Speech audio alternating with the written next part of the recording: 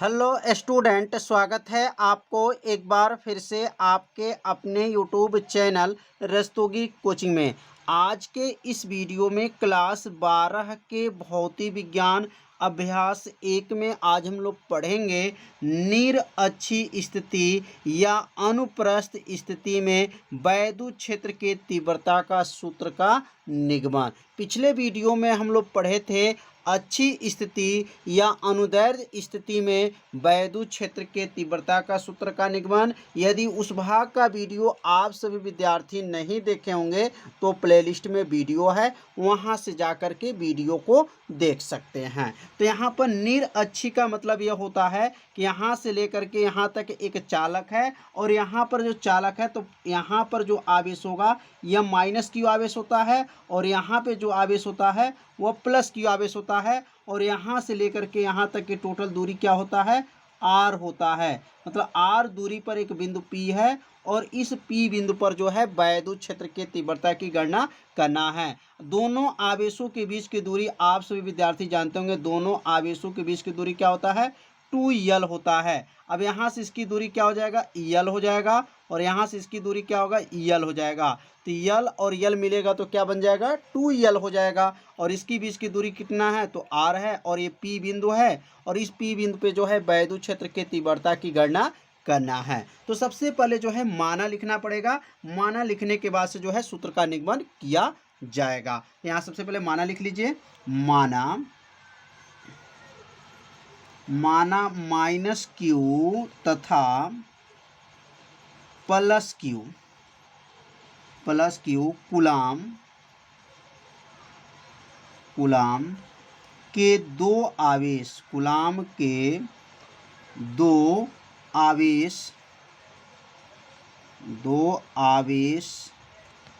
अल्प दूरी पर हैं। अल्प मतलब छोटे दूरी पर, अल्प दूरी 2l पर रखे हैं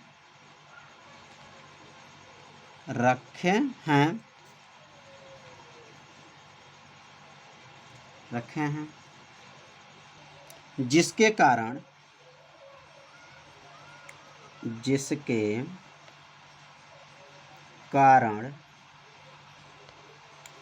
वैद्युत द्विध्रुव आघूर्ण बनाते हैं।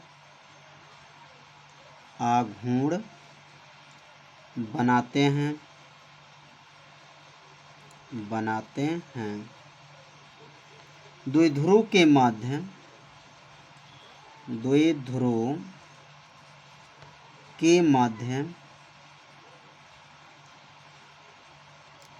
बिंदु से आर दूरी पर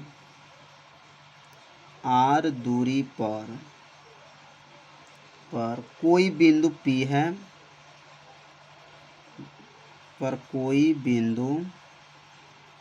बिंदु P है जहां हमें वैद्युत क्षेत्र की तीव्रता की गणना करना है। वैद्युत क्षेत्र की तीव्रता ज्ञात करना है। तो यहाँ पर जो है P बिंदु पर वैद्युत क्षेत्र की तीव्रता की गणना करना है। तो इतना पहले जो है माना को लिखना पड़ेगा। तो माना जो है आप सभी विद्यार्थी पहले नोट कर लीजिए। अब यहाँ पर जो है एक मध्य बिंदु है तो इसलिए यहाँ नाम रखेंगे O हो जाएगा और यहाँ पे नाम रख सकते हैं A और यहाँ नाम रख सकते हैं B। यहाँ दो समकोण त्रिभुज बना है, या आप चाहे तो यह समकोण भी त्रिभुज ले सकते हैं। इसका नाम क्या होगा, O हो जाएगा, A और P, यह एक समकोण त्रिभुज है। और दूसरा जो समकोण त्रिभुज बनेगा उसका नाम होगा O और क्या है यहाँ पर B और यहाँ क्या है P है। तो यहाँ दो समकोण त्रिभुज बन रहा है तो इसमें दोनों में से कोई एक समकोण त्रिभुज का प्रयोग किया जाएगा। तो यहाँ पे लिख लेंगे, अब त्रिभुज का नाम लिखेंगे। त्रिभुज हो जाएगा, त्रिभुज हो गया यहाँ पर O A और क्या हो जाएगा यहाँ पर P। अब यहाँ पे क्या लिखेंगे, त्रिभुज ओ ए पी में कौन सा त्रिभुज लिए हैं, यहाँ त्रिभुज देख लीजिए क्या नाम है, इसका नाम है ओ ए पी, यह त्रिभुज लिया गया है। तो त्रिभुज में जो है इसका नाम क्या हो जाएगा, लंब है, क्योंकि यहाँ 90 अंश का कोण बनना है, लंब हो गया। और यह क्या है, आधार हो गया। और यह क्या है, कर्ण है। तो कर्ण जो है दोनों त्रिभुज में मालूम नहीं है। तो सबसे पहले जो है कर्ण की गणना करेंगे। अगर जितना कर्ण यहाँ पे रहेगा वही कर्ण जो है यहाँ पर भी रहेगा। तो कर्ण का सूत्र होता है, आप सभी विद्यार्थी जानते होंगे, कर्ण बराबर होता है अंडर रूट होता है, अंडर रूट लंब का वर्ग होता है, लंब का वर्ग प्लस होता है, और यहाँ क्या लिखेंगे, आधार का क्या होता है, वर्ग होता है। ये किसका सूत्र है, कर्ण का सूत्र है। अब इसमें मान को क्या करेंगे, रख लेंगे। अब लंब कितना है, तो अब चित्र में देख लेंगे लंब कितना है, आर है, इसलिए यहाँ लिखेंगे आर का वर्ग हो जाएगा। आधार कितना है, तो यल है, तो क्या बनेगा, यल का वर्ग हो जाएगा।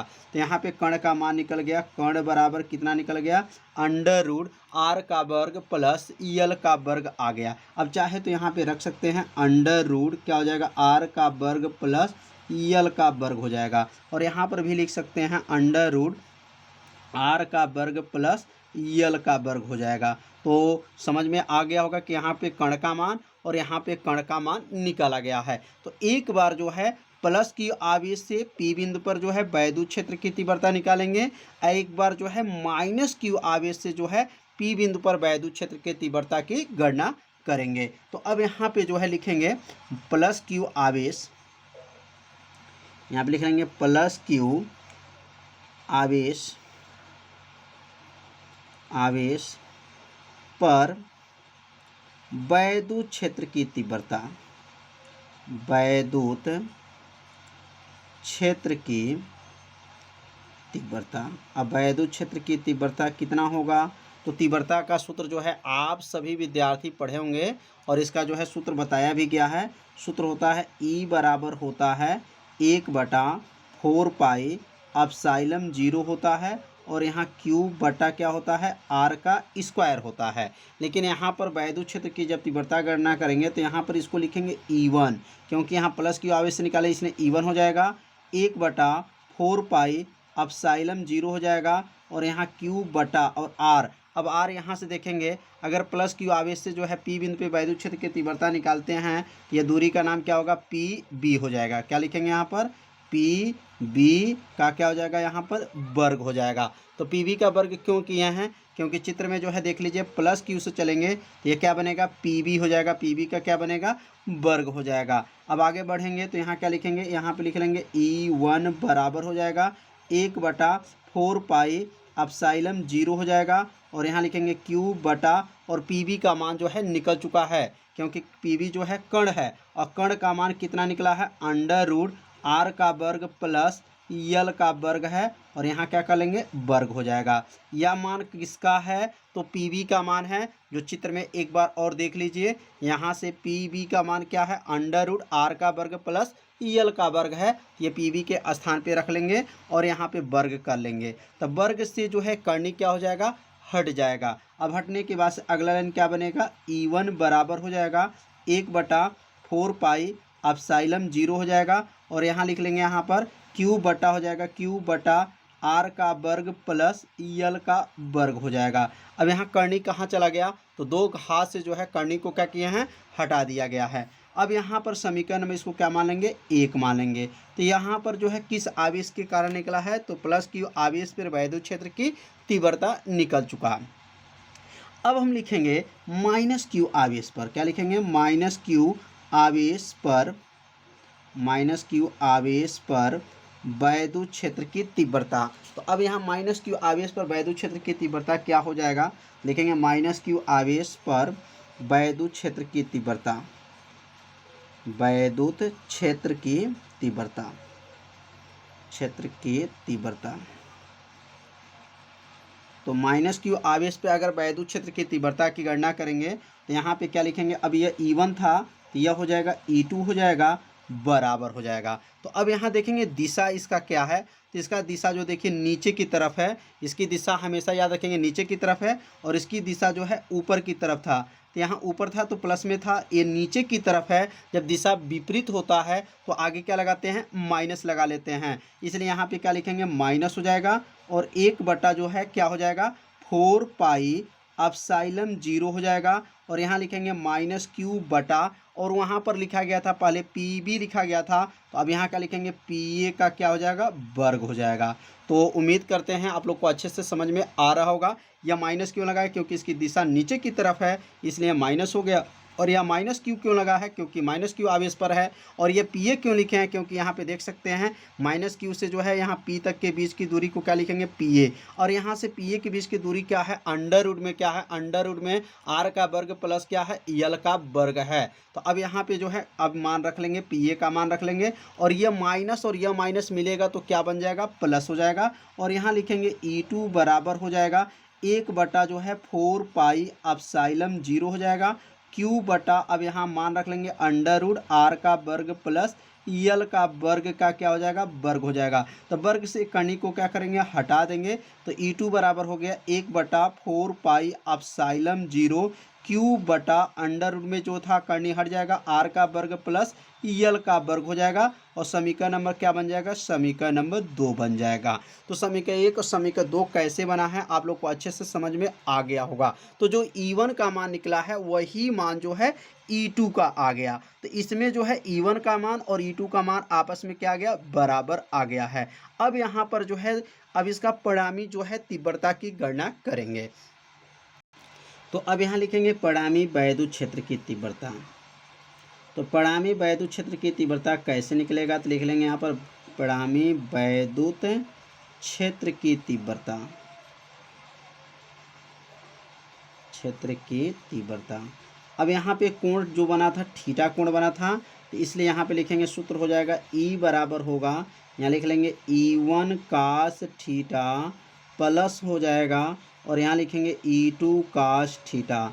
याद रखेंगे इसमें जो है E1 cos theta plus E2 cos theta होता है। अच्छी स्थिति में क्या था, E बराबर E1 प्लस E2 था, इसमें कोण बना है इसलिए यहाँ पर cos थीटा का प्रयोग करेंगे। अब यहाँ पे लिखेंगे E बराबर हो जाएगा, इन दोनों में ध्यान से देखिए कामन दिखाई दे रहा होगा, तो cos थीटा जो है बाहर कर लेंगे, कामन ले लेंगे, तो यहाँ क्या बचेगा, यहाँ बचेगा E1 प्लस यहाँ क्या हो जाएगा E2, कोष्टक बंद हो जाएगा, और यहाँ क्या लिखेंगे cos थीटा हो जाएगा।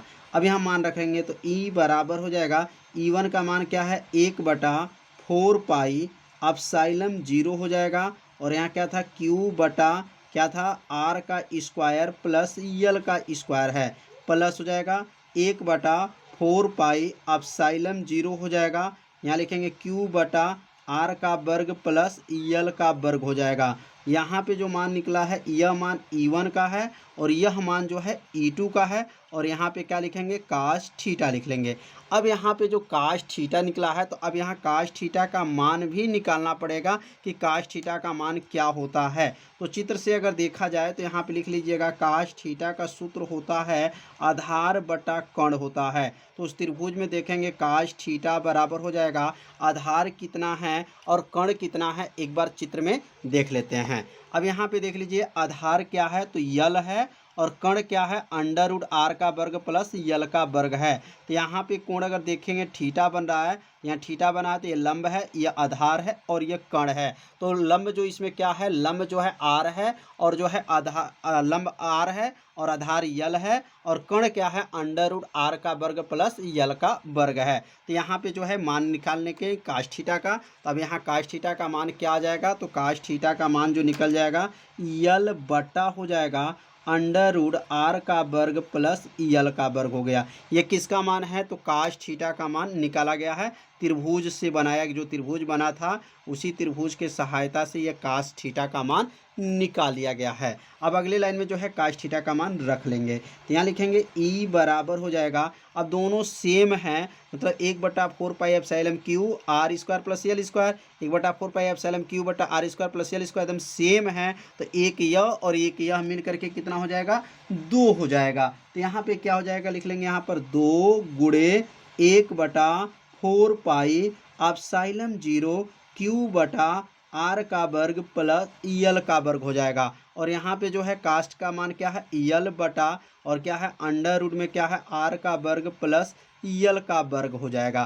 तो यह 2 कैसे हुआ, मतलब एक यह और एक यह मिलेगा तो कितना बन जाएगा, 2 बन जाएगा।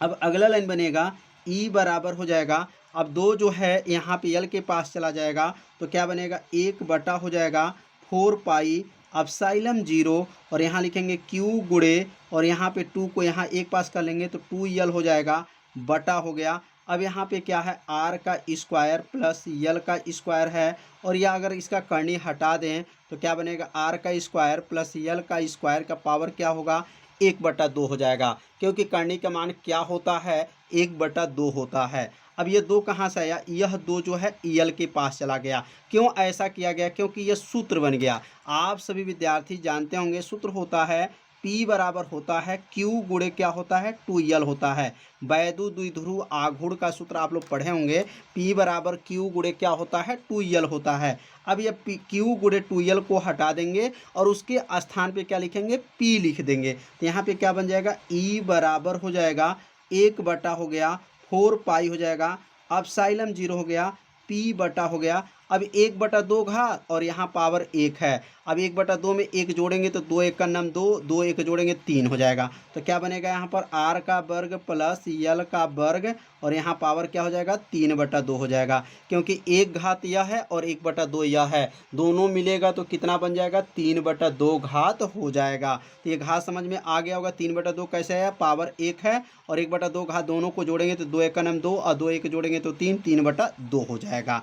तो अब यहाँ पे लिख लेंगे, चूंकि आर के तुलना में अगर देखा जाए, आर की तुलना में यल का मान क्या है, आर के तुलना में यल का मान जो है, यल का मान बहुत कम है। यल का मान क्या है, बहुत कम है, बहुत कम है। इसलिए जो है लिखेंगे यहाँ पर, अब इसलिए यल स्क्वायर को क्या करते हैं, छोड़ देते हैं, यल स्क्वायर को छोड़ देते हैं। यह अच्छी स्थिति में भी बताया गया था और यह अच्छी स्थिति में भी यह बताया जा रहा है। अगर चित्र से देखते हैं किसका मान अधिक है, आर का मान अधिक है कि यल का मान अधिक है, यहाँ चित्र में देख लीजिए, यहाँ से यहाँ तक जो मान है यह यल का है और यहाँ से इतना बड़ा जो मान है आर का है। तो इसका मतलब आर की तुलना में अगर देखा जाए तो यल का मान बहुत ही कम है, इसलिए यल स्क्वायर को क्या करते हैं, छोड़ देते हैं।